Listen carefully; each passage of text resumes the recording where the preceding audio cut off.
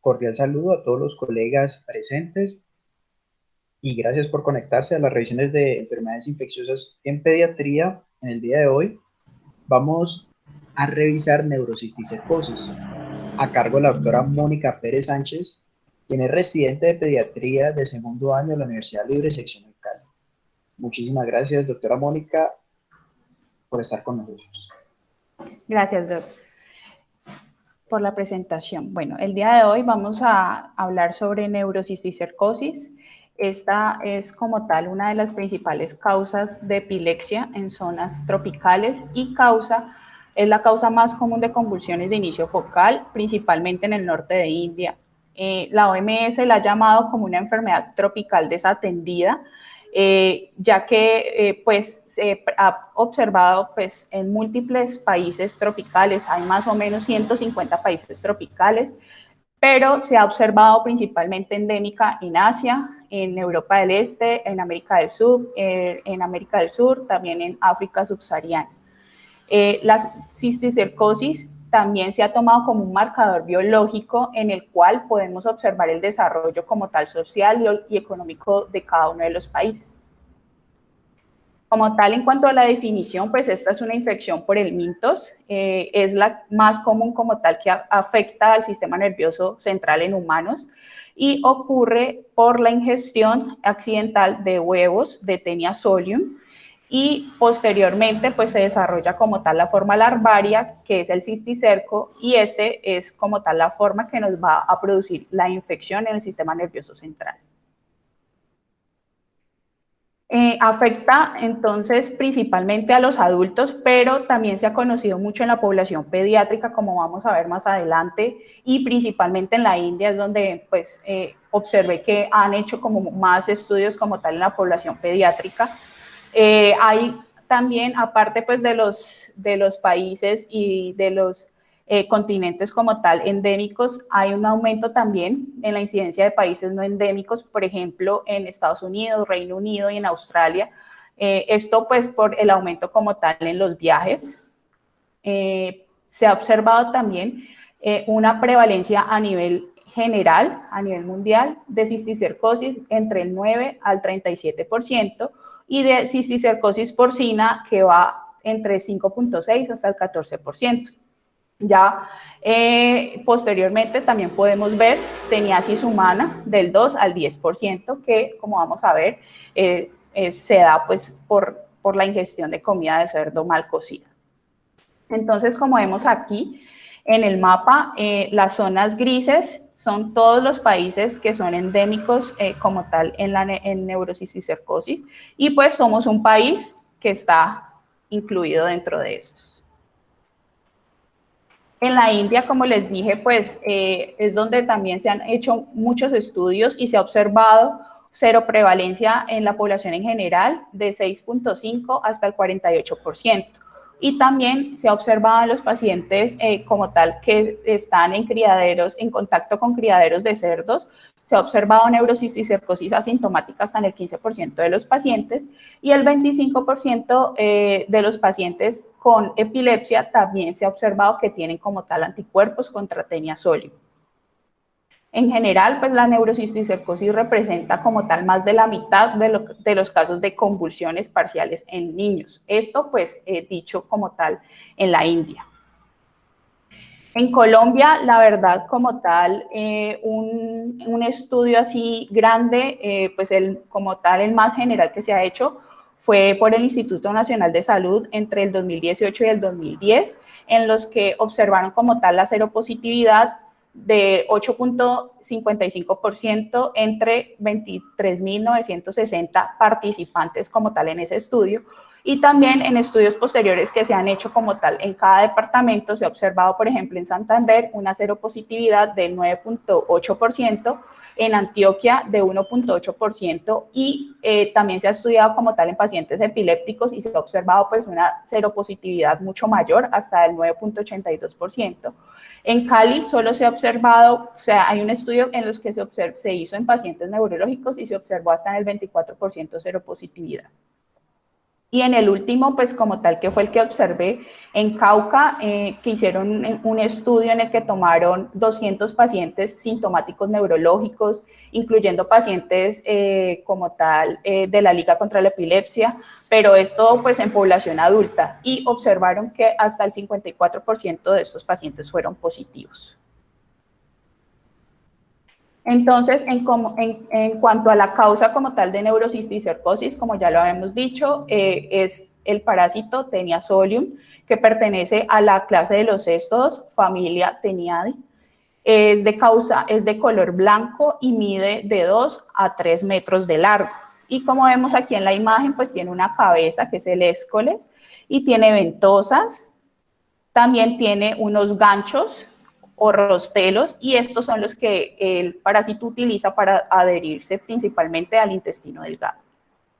También en cuanto al cuerpo, presenta las proglótides, y estas son como tal unas unidades que le permiten a ellos reproducirse. Entonces, dentro de estas podemos encontrar órganos reproductores tanto masculinos como femeninos. En cuanto al ciclo de vida de Taenia solium, el huésped como tal definitivo somos nosotros, los seres humanos, y los huéspedes intermedios son los cerdos, que generalmente pues ellos les da cisticercosis porcina. Las proglótides son las que se eliminan por las heces humanas, que vamos a ver que también pueden eclosionar con huevos o simplemente las proglótides grávidas. Entonces se abren como tal en el medio ambiente, y ya ahí es donde o el cerdo o nosotros también podemos ingerirlo. Cuando lo ingiere el cerdo, entonces estos huevos posteriormente se eclosionan y forman las oncosferas o como embriones. Estos posteriormente se van a ir hacia la musculatura del intestino como tal delgado del cerdo, y posteriormente también eclosiona formando los cisticercos, y ya ahí cuando nosotros comemos carne cruda o poco cocida, entonces la ingerimos y nos da como tal la infección intestinal, que es la teniasis. Cuando pasa esto, entonces ahí ya el parásito se puede formar como tal la etapa adulta. Entonces ahí ya ahí adquiere dentro del intestino delgado, se puede formar entonces la tenia adulta, y posteriormente salir por las heces, los huevos y las proglótides grávidas.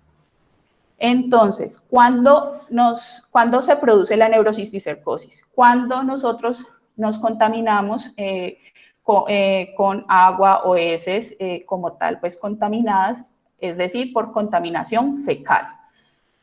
Ya después de haber ingerido como tal esos huevos directamente, entonces se produce la cisticercosis, que puede pues, afectar cualquier órgano, incluyendo el sistema nervioso central, y ahí es cuando nos produce neurocisticercosis. Porque pues este es el cuadro como tal más importante, porque generalmente la cisticercosis que afecta pues otro tipo de órganos generalmente es asintomática, y la que más pues como tal produce problemas es la neurocisticercosis. ¿Qué pasa entonces cuando ya los cisticercos van al sistema nervioso central? Como tal, ellos se quedan en el parénquima cerebral, principalmente en la unión de la sustancia gris y blanca. Entonces es ahí donde o el paciente puede ser asintomático o sintomático. Asintomático principalmente por múltiples mecanismos de defensa que tiene el parásito, y puede estar asintomático por periodos prolongados. Entonces hay varios tipos de mecanismos que puede utilizar como tal Taenia solium. Por ejemplo, la liberación continua de glicoconjugados, la inmunomodulación también puede utilizar la inactivación como tal de la vía de complemento, y la producción de macrófagos, o también la activación de macrófagos alternativos por la vía arginasa 1. Cuando los pacientes son sintomáticos, generalmente cuando se genera una respuesta inmune en la que actúa la vía TH1, y después de esto se van formando los granulomas, Y esos granulomas posteriormente se forman quistes y los quistes pueden pasar más o menos en 4 estadios. También se ha visto que hay factores que predisponen a que los pacientes sean sintomáticos. Por ejemplo, cuando los pacientes tienen polimorfismos del receptor TOL tipo 4, entonces esto pues es uno de los factores que se ha observado que implica que implica como tal en los pacientes que son sintomáticos.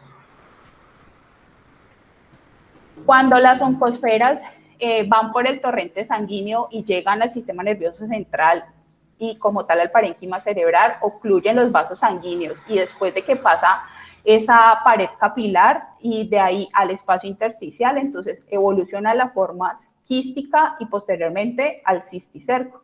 Entonces tenemos dos formas como tal básicas de neurocisticercosis. Una en la que encontramos como tal los quistes aislados y esta se puede ser que es como la presentación más común y estos son generalmente intraparenquimatosos y son los que pasan por los 4 estadios morfológicos que vamos a ver más adelante.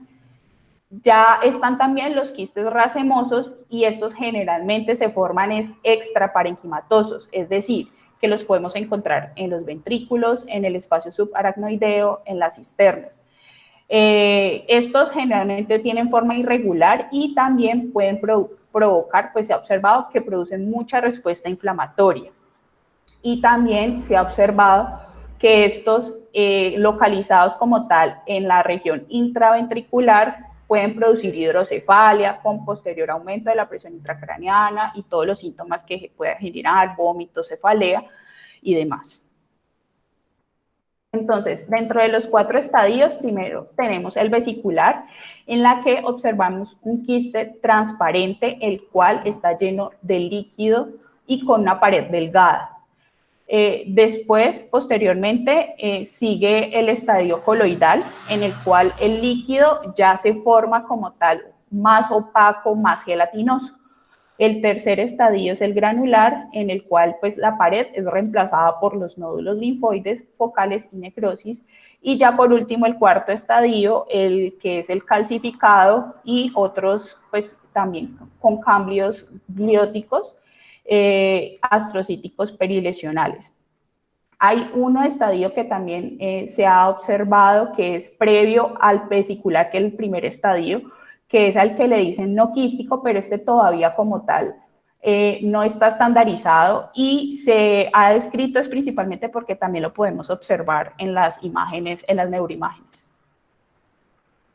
En cuanto a la presentación clínica, pues es muy variable porque depende primero pues de cuántos quistes haya, si es un único quiste o si son varios quistes, si son 2 o más de 5, depende pues como tal de la cantidad, de la ubicación y del tamaño. También pues pueden ser una infestación asintomática o ir también a una enfermedad grave y ocasionar la muerte. ¿Cuándo debemos sospechar entonces que el paciente pueda tener neurocisticercosis? Generalmente en pacientes que llegan con una convulsión de novo, con cefalea, vómitos, dolor, déficit motor, pero cuando también pues hemos excluido otras patologías neurológicas subyacentes, pues en nuestro medio que hay otras también patologías un poco más comunes. Y dentro de, como tal, el espectro clínico de estos pacientes, lo que más vamos a observar son las convulsiones, principalmente cuando los quistes son parenquimatosos y están en degeneración. Y uno de las presentaciones pues, más frecuentes que se ha observado principalmente en los niños en India son los quistes únicos que se han observado hasta en el 60-70% pues, de las neurocisticercosis en niños indios. En cuanto a la neurocisticercosis parenquimatosa, entonces podemos observar convulsiones del 70-90%, en la mayoría de veces también se ha observado que son crisis focales o crisis parciales. De ahí podemos también observar la presión intracraneana elevada, cefalea, vómito, hasta en 1/3 de los pacientes y papiledema también las podemos observar hasta en el 6.6% de los pacientes. También podemos encontrar neurodeficiencias focales como EMI o monoparesias transitorias, anomalías oculomotoras y amaurosis. Y la encefalitis por cisticercosis, pues generalmente son raras, pero podemos, pues los pacientes también podrían presentar encefalitis y generalmente también se presenta con todo el espectro de manifestaciones neurológicas, con alteración del sensorio y demás complicaciones. En cuanto a la neurocisticercosis extraparenquimatosa, esta la podemos dividir en la que afecta los ventrículos y subaracnoidea, en la cual generalmente pues, se va a manifestar con una hidrocefalia obstructiva, también afecta como tal la aracnoides, puede producir aracnoiditis basal, meningitis crónica y también esos quistes racemosos hacen efectos de masa, entonces como posteriormente vamos a ver, pues ya con el espectro que genera, que es el aumento de la presión intracraneana y todo esto, pues también en ocasiones pues van a tener como tal indicación de manejo quirúrgico. Dentro de las cisticercosis oftálmicas, entonces estos pacientes pueden presentar déficit visual, ceguera unilateral, oftalmoparesia y los quistes también los podemos observar en el espacio subretinario, vítreo, subconjuntiva o en la cámara anterior. En la médula espinal también es una presentación muy poco usual, pero puede o atacar de forma leptomeningia o subaracnoidea o de forma parenquimatosa intramedular. Cuando es de forma leptomeningia, generalmente estos pacientes presentan dolor radicular, parestesias y también compresión de la médula espinal. Y cuando afecta como tal el parénquima intramedular, entonces puede producir paraplegia y alteraciones de los esfínteres. También podemos observar presentaciones atípicas, pero pues si las presentaciones previas son raras, pues estas son mucho más raras, pero de todas maneras pues se podrían presentar, incluyen hidrocefalia comunicante, vasculitis, accidentes cerebrovasculares, el síndrome del mesencéfalo dorsal, la disfunción del tronco encefálico, tosis, amaurosis fugaz, distonía, déficit neurocognitivos y trastornos neuropsiquiátricos. Como tal, el diagnóstico generalmente se basa en la neuroimagen y también mediante serología, ya que pues la confirmación histológica del parásito no es posible en la mayoría de casos. Entonces, se han descrito criterios diagnósticos, como lo vamos a ver más adelante, que sí ha observado una alta sensibilidad y especificidad, principalmente en los países que son endémicos, aunque pues esto como tal no está estandarizado, de todas maneras son de utilidad en cuanto a la sospecha de neurocisticercosis. Dentro de las pruebas serológicas, la más confiable y la que podría estar disponible es la prueba de electroinmunotransferencia o Western blot.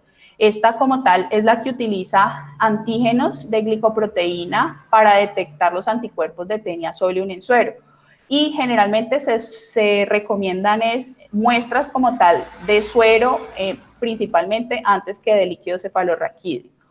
Y pues tiene como tal algo importante que es que sí se ha observado entonces la sensibilidad y la especificidad como tal, pero principalmente cuando las lesiones son activas, son múltiples y son extraparenquimatosas. Pero esa sensibilidad disminuye cuando encontramos pues los quistes solitarios y cuando encontramos también neurocisticercosis con quistes calcificados. Entonces, también otro problema es que cuando la prueba es positiva, solo indica como tal la exposición al antígeno larvario y no generalmente, pues me va como tal a confirmar de que tengo la enfermedad. En cuanto a otras pruebas serológicas como la ELISA, esta también puede detectar anticuerpos anticisticerco en líquido cefalorraquídeo, principalmente más que la previa. y también tiene buena sensibilidad y especificidad, pero esta la realizamos en caso de que no tengamos la inmunodiagnóstico, la previa.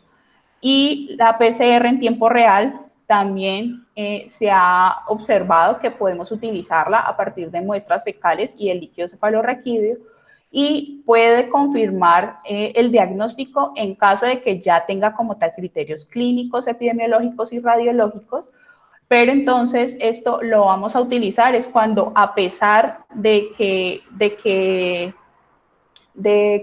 tengo los criterios como tal, no tengo un diagnóstico clínico, ni epidemiológico, ni radiológico, entonces, y sigo sospechando neurocisticercosis, si a pesar de eso lo sigo sospechando, pues puedo utilizar la PCR en tiempo real. En cuanto al diagnóstico, también por neuroimagen, estas nos ayudan, tanto el TAC como la resonancia, nos muestran es como tal la morfología y la localización de los quistes y nos puede mostrar también los estadios de los quistes, los 4 estadios como ya les había dicho, y presencia también de inflamación circundante. Entonces en la imagen A, por ejemplo, podemos ver un quiste vesicular en el que podemos ver todavía un líquido más claro, mientras que en el B podemos ver un líquido un poco más opaco. Este es como un quiste coloidal. Y ya estas son quistes más calcificados. Como les había dicho, hay unos criterios diagnósticos que pues, primero se hicieron en el 2001, posteriormente fueron revisados en el 2017 por Del Bruto y colaboradores, en el cual realizaron entonces unos criterios absolutos y criterios radiológicos y también criterios para confirmar o no como tal el diagnóstico por medio de estos. Primero, los criterios absolutos es primero demostrar histológicamente pues el parásito a partir de biopsia, pero pues como ya les dije, esto es difícil. La visualización de cisticercos subretinianos y también la demostración concluyente de un escoles dentro de una lesión quística en estudios de neuroimagen.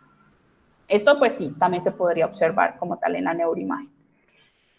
Dentro de los criterios de neuroimagen tenemos criterios mayores, confirmatorios y criterios menores. Dentro de los mayores tenemos lesiones quísticas sin un escoles, sin la cabeza discernible, el aumento de las lesiones quísticas también multilobuladas y las calcificaciones cerebrales. Dentro de los confirmatorios, entonces tenemos es que observar la resolución de las lesiones quísticas, es decir, realizar un seguimiento en el tiempo del paciente, ya sea a los 6 meses o en un año, y mirar si mejoró o no mejoró como tal esas lesiones. También ver si hay migración de quistes ventriculares documentada por secuencias de neuroimagen.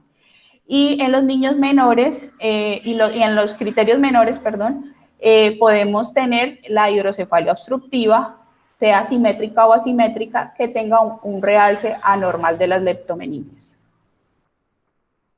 En cuanto a los criterios clínicos o de exposición, también tenemos criterios mayores o menores. Dentro de los mayores es la detección de los anticuerpos o antígenos mediante las pruebas serológicas, como ya las vimos. También la cisticercosis fuera, o sea, del sistema nervioso, y la evidencia de un contacto con infección por Taenia solium. Y dentro de los menores están las manifestaciones clínicas, pues sugestivas de neurocisticercosis, con todo el espectro de síntomas que pudimos ver, desde cefalea, vómito y todas las manifestaciones que podemos encontrar con aumento de la presión intracraneana, las manifestaciones oftalmológicas. Entonces, todo esto también puede ser un criterio menor, y las personas que provienen o viven en un área endémica también es un criterio menor.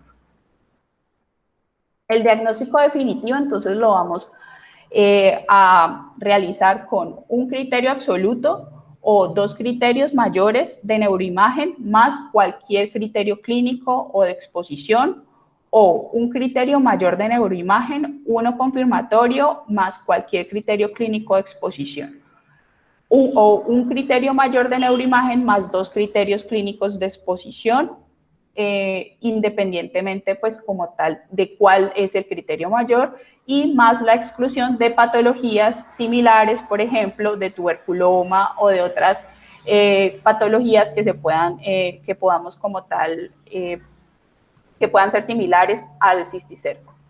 El diagnóstico probable, entonces lo hacemos con un criterio mayor de neuroimagen más 2 criterios clínicos de exposición, o un criterio menor de neuroimagen y al menos uno de los criterios mayores de exposición.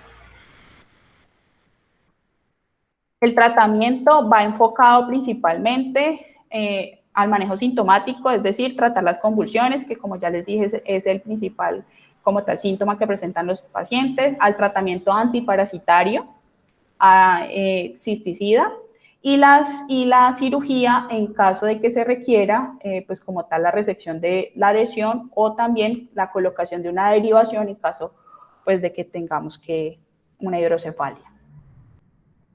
El tratamiento médico, entonces lo vamos a hacer con albendazol. Este, pues, como tal, es el antihelmíntico que produce como tal destrucción del quiste, y lo vamos a utilizar a dosis de 15 miligramos por kilo día, de 2 a 3 dosis divididas, y puede ir desde 7 días a 28 días. ¿De qué depende pues el tratamiento? Si lo doy de 7 a 28 días, pues depende. Si es un quiste único, le damos 7 días, si es un quiste múltiple o el paciente ha presentado recurrencias, 28 días. La resolución de la lesión como tal en TAC se puede ver hasta después de los 3 meses en el 68.3 al 68.8% de los casos. Y posteriormente, cuando lo seguimos en el tiempo, pueden llegar a una resolución casi completa, incluso cuando los pacientes tienen lesión, un quiste único. El praziquantel es también un cisticida, es el más antiguo, y lo podemos utilizar a dosis de 50 miligramos por kilo día durante 15 días, pero pues este medicamento se ha asociado también con efectos adversos, como dolor abdominal, mareo, cefalea, reacciones alérgicas. Por esa razón, y porque con el albendazol se ha documentado también una erradicación como tal de los cisticercos y mejoría de las lesiones a corto y a largo plazo. Por esta razón se prefiere más el albendazol. Y el praziquantel está contraindicado en caso de que los pacientes tengan presión intracraneana elevada y cisticercosis oftálmica.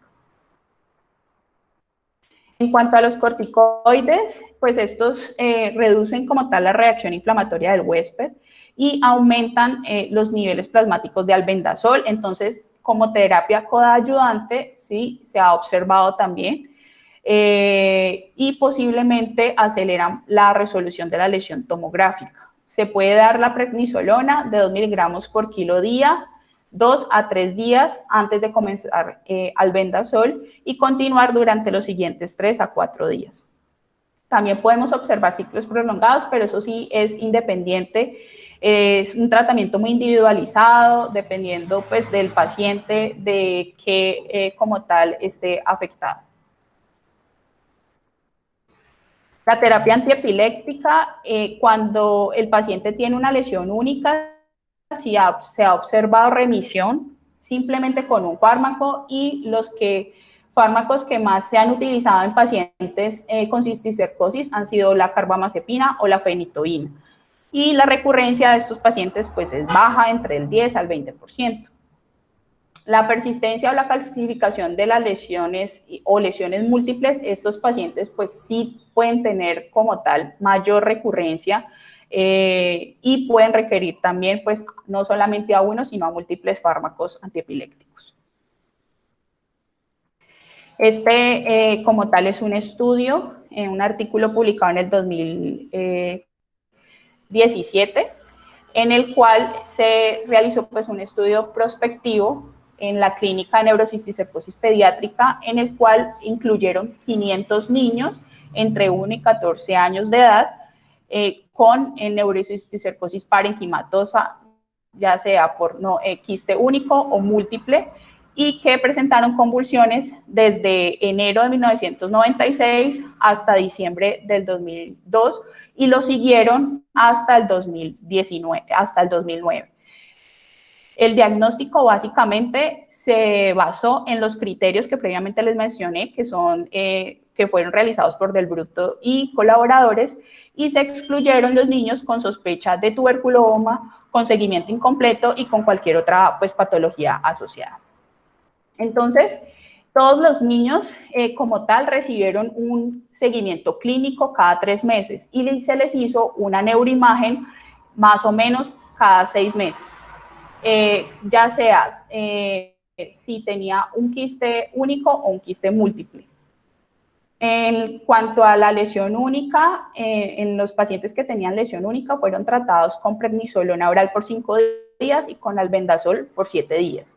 Y los pacientes que tenían lesiones múltiples fueron tratados con prednisolona 7 días y con albendazol 28 días. Entonces, dentro de estos pacientes, como vemos en la imagen, el 79 de los 500 pacientes que tuvieron, el 79.6% presentaron lesión única y el 20.4% lesión múltiple. Dentro de los que presentaron lesión única, el 14.5% fueron los pacientes que tuvieron recurrencia en las convulsiones, mientras que los pacientes con lesión múltiple, la recurrencia se observó hasta en el 28.4%. Y esto pues fue estadísticamente significativo. En cuanto a la recurrencia de las convulsiones, entonces pudieron como tal concluir que el 11.5% de la neurocisticercosis de lesión única que no recibieron tratamiento con albendazol se presentó pues como tal esa recurrencia versus el 3.6% de esos pacientes que sí fueron tratados con albendazol. Esto sí no fue significativo, pero cuando se estudiaron ya los pacientes que tenían lesiones múltiples, sí vieron que el 19.6% que no recibieron albendazol presentaron recurrencia de convulsiones versus el 8.8% de los que sí recibieron albendazol, y esto fue estadísticamente significativo. También otra de los objetivos del estudio fue ver como tal el resultado radiológico a los 6 meses de la primera neuroimagen, en el cual observaron que el 48.4% tenían resolución completa, las lesiones persistentes se observaron en el 28.2% y las lesiones calcificadas se observaron en el 23.4%. Y en general, los pacientes que tenían una lesión única tuvieron una resolución completa en el 52.7% de los casos, y los que tenían lesiones múltiples tuvieron una resolución en el 31.3% de los casos. ¿Qué concluyeron entonces con este estudio? Que el tratamiento con albendazol no solo controla también las convulsiones y acelera la resolución radiológica de las lesiones a corto plazo, sino que también a largo plazo se puede ver esa resolución de las lesiones parenquimatosas, y que la mayoría de las lesiones solitarias pues tienden a resolverse y se asocian con un buen resultado clínico. En cuanto al tratamiento quirúrgico, pues como les dije, rara vez se utiliza, pero hay unas indicaciones precisas. Por ejemplo, los pacientes que tienen quistes intraventriculares, los que tienen quistes cisternales, porque estos causan como tal compresión local, las formas también que progresan a hipertensión intracraniana, las formas pseudotumorales o encefálicas. Estas generalmente se les hace manejo médico, pero si no mejora con manejo médico, pues es necesario como tal llevarlos a craniectomía descompresiva. En cuanto a la hidrocefalia, también es indicación como tal de manejo quirúrgico para colocar, por ejemplo, una DBP, que es el mejor tratamiento. Cuando tenemos hidrocefalia por obstrucción inflamatoria, también pues causada por cisticercosis o aracnoiditis, pues permite también la resolución del aumento de la presión intracraniana hasta en el 90% de los casos. Entonces, pues esto sí es ideal en estos pacientes. Y sí se ha observado que los pacientes posterior a esto pueden presentar complicaciones, por lo cual se deben revisar estos pacientes al menos durante el primer año posoperatorio. En cuanto al pronóstico y los resultados, pues es muy individualizado y se ha visto, como les dije, depende de la ubicación del quiste y del número de quistes. El quiste único tiene pues un buen pronóstico con la desaparición como tal en 6 meses hasta en el 60%. Y las convulsiones también pueden estar bien controladas simplemente con un anticonvulsivante, pero hay pacientes quienes necesitan más de un anticonvulsivante como tal para el tratamiento de estos. Las lesiones múltiples y calcificadas tienen recurrencias frecuentes de convulsiones y el pronóstico es pues peor en niños que tienen encefalitis por cisticercosis y también neurocisticercosis racemosa. En cuanto a la prevención, entonces simplemente evitar la defecación pues al aire libre, mejorar las prácticas como tal de manipulación de alimentos, la adecuada inspección y el control de carne, también la vigilancia en los pacientes que están manipulando como tal cerdos, administración también masiva de antihelmínticos como prevención. Se ha observado también que la vacunación masiva de los cerdos ha disminuido como tal la incidencia de neurocisticercosis y pues la mejoría de la cría de los animales. Muchas gracias. No sé si el doctor Juan Pablo tenga algo más que adicionar. Muchas gracias, doctora Mónica. Excelente tu presentación, todo muy completo. Aprovechando de que está la doctora Rosalba Vivas, que es una grande amiga y colega de Medellín, no sé si la doctora Rosalba quiera, ahí está levantando la mano. Dale, Rosy.